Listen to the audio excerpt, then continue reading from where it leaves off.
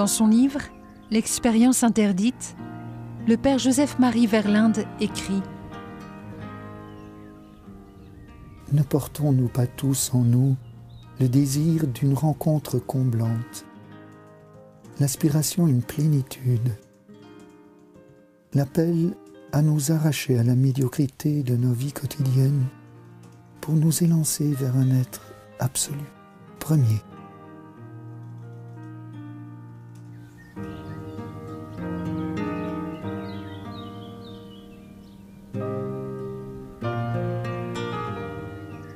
La quête de sens, la recherche de l'absolu, a conduit le père Joseph-Marie, Jacques Verlinde à l'époque, à faire le grand plongeon dans le grand tout. Initié aux pratiques ascétiques orientales, le yoga, la méditation transcendantale, c'est en Inde qu'il approfondit la tradition religieuse de l'hindouisme et du bouddhisme.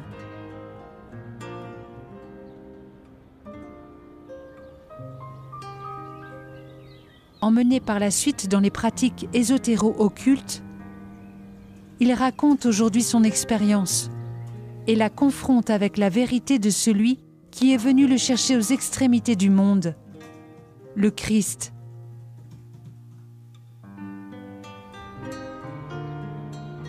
Prêtre d'origine belge, docteur en philosophie et en théologie, il est aujourd'hui prieur de la communauté monastique de la famille de Saint-Joseph, en France.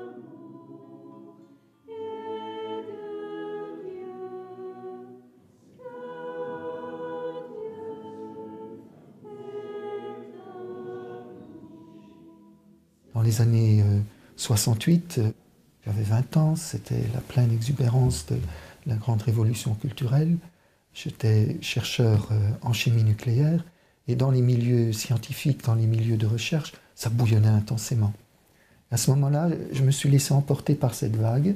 Je me suis tourné vers les propositions de l'Orient qui, à ce moment-là, étaient occupées à envahir l'horizon un petit peu de l'Hexagone, et pas que de l'Hexagone, de la culture occidentale.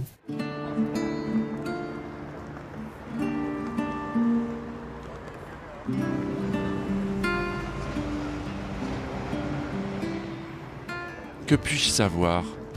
Pourquoi faire? Et en vue de quelle destinée? Ces trois questions existentielles hantaient ma réflexion. Bien qu'ayant reçu une éducation chrétienne solide durant mon enfance, entraîné malgré moi dans le grand mouvement contestataire des structures de la société de l'époque, c'est une affiche de publicité pour la méditation transcendantale qui m'amena à m'initier à la méditation qu'elle proposait. Une technique qui se présente comme une voie simple, facile et efficace pour rejoindre des états de conscience supérieurs, conduisant à la pleine réalisation de soi. C'est ainsi que je suis moi-même devenu initiateur de cette technique de méditation. J'ai rencontré le gourou Maharishi Mahesh Yogi, le gourou des Beatles, qui m'a trouvé sympathique et c'était réciproque. Je lui ai demandé de pouvoir rester avec lui, puisque pour moi c'était vraiment une quête de sens. Je voulais aller jusqu'au bout de cette démarche que j'avais engagée en pratiquant la méditation transcendantale. Il m'a pris pour son disciple, mettez ce mot entre guillemets, on dirait dans un langage occidental secrétaire personnel, mais c'est beaucoup plus que cela, parce que ça a une dimension spirituelle, de sorte que j'ai fait à peu près 3 fois le tour du monde avec lui, mais surtout j'ai passé environ, durant ces 4 années, j'ai passé de longues périodes dans les ashrams de l'Himalaya, où j'ai pu approfondir aussi bien la doctrine de l'hindouisme et par là aussi du bouddhisme, et surtout les pratiques qui permettent, qui conduisent à cette fameuse expérience du samadhi, du moksha, du nirvana, du satori.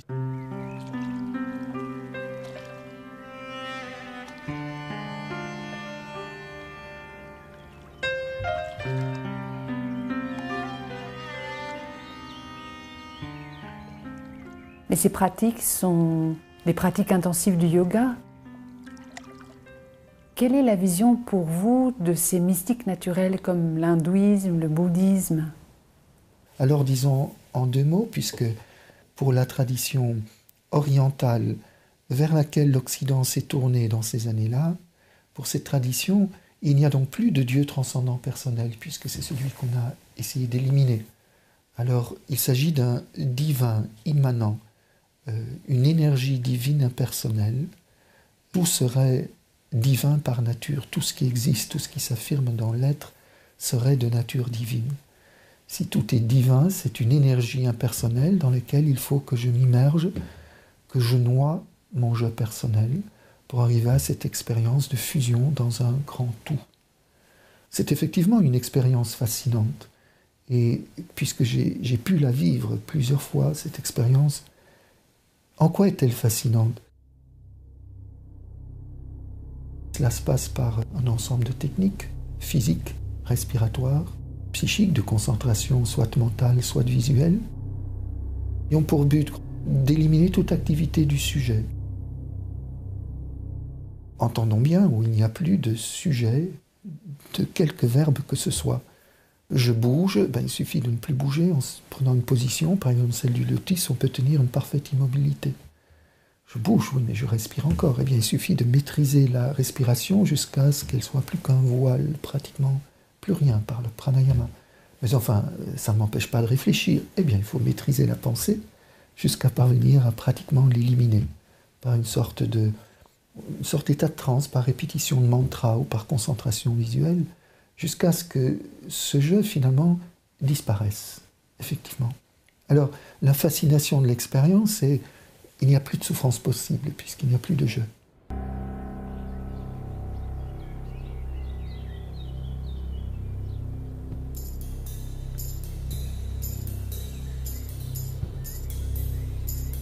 Ça peut être très séduisant de ne pas souffrir, mais vous, comment vous étiez après ces expériences ?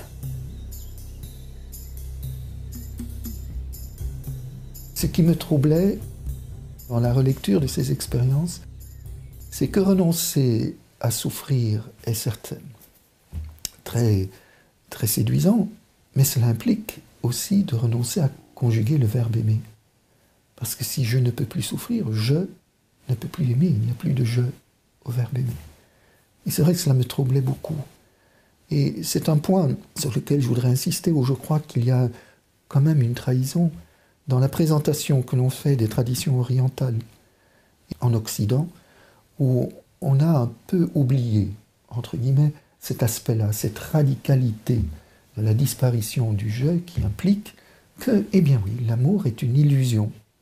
Pour l'Orient, Bouddha dira que l'amour est une illusion éliminée tout autant que la haine, car l'amour comme la haine entretient l'illusion de l'altérité de l'autre. Or, l'Occident ne va pas dans cette radicalité et prétend que l'on peut rejoindre l'expérience de l'immersion dans la grande énergie, dans le grand tout, et que cette énergie se manifeste comme amour. Je suis enveloppé dans l'amour, dans la chaleur de l'amour.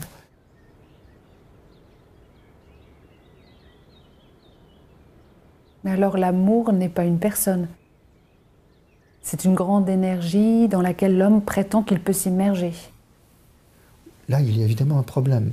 Parce que si j'expérimente que je suis aimé, alors je suis aimé par un autre, par une altérité. L'amour étant la perfection de la relation entre deux personnes qui choisissent librement de se donner et de s'accueillir réciproquement. Et là, nous retrouvons un autre langage, le langage judéo-chrétien, ou un père même d'un amour infini.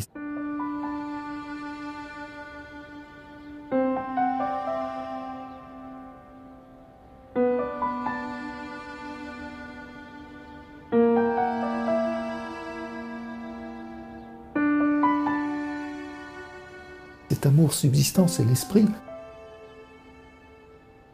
Et l'esprit est une personne sans quoi je ne peux pas parler d'amour. Il faut être deux pour aimer.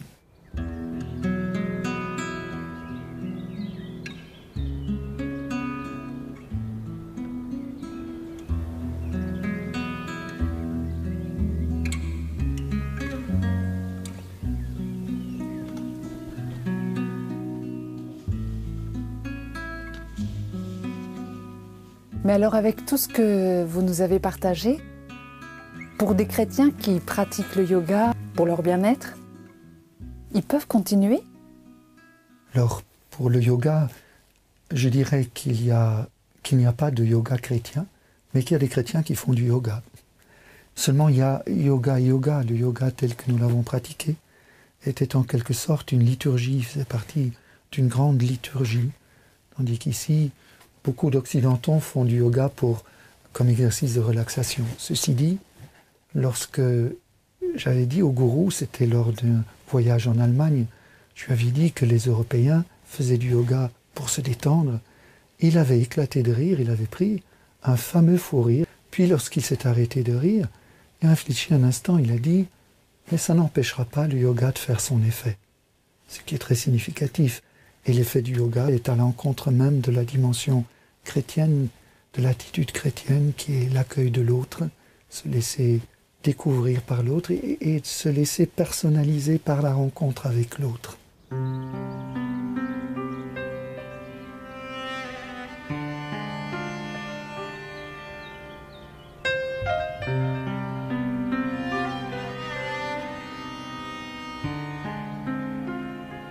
Mais vous, aujourd'hui, en tant que chrétien, comment vous vous positionnez par rapport à la vision du monde de l'hindouisme?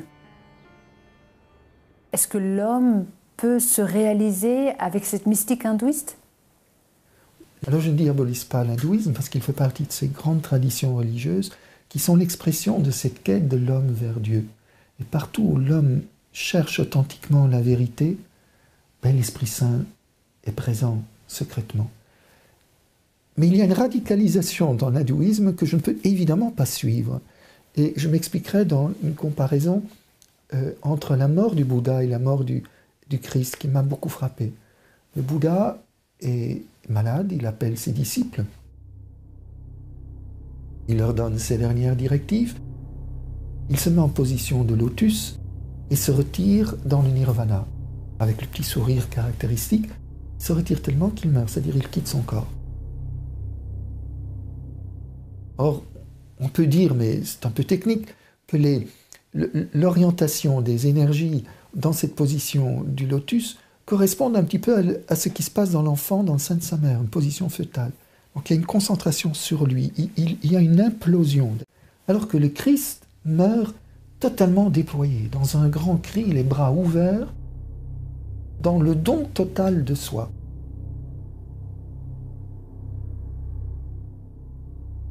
Je pourrais dire d'un côté un mouvement centripète de repli sur soi, et de l'autre côté de déploiement, mouvement centrifuge de l'amour qui se donne, et qui, dans les bras ouverts, invite tous les hommes à venir rejoindre par le cœur transpercé le chemin du Père.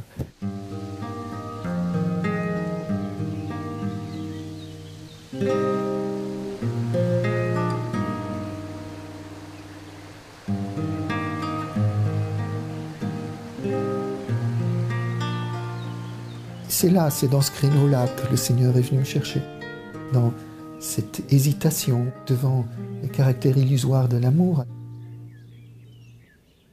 Un jour, un naturopathe est venu rendre visite au gourou, un naturopathe car disons que le corps est quand même assez malmené par les exercices très intenses que l'on vivait là-bas, et ce naturopathe était chrétien.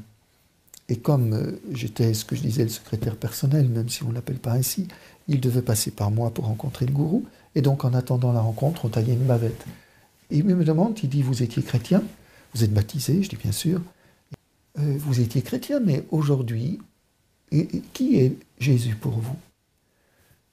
Et puis là, cette expérience est difficile à exprimer. J'ai perçu la présence très intense de Jésus, qui me demandait « Mon enfant, combien de temps vas-tu me faire attendre ?» J'ai compris que j'étais aimé inconditionnellement, qu'il n'y avait pas l'ombre d'un jugement dans le regard, dans la présence qui est là toute proche. Elle n'était que compassion et que miséricorde.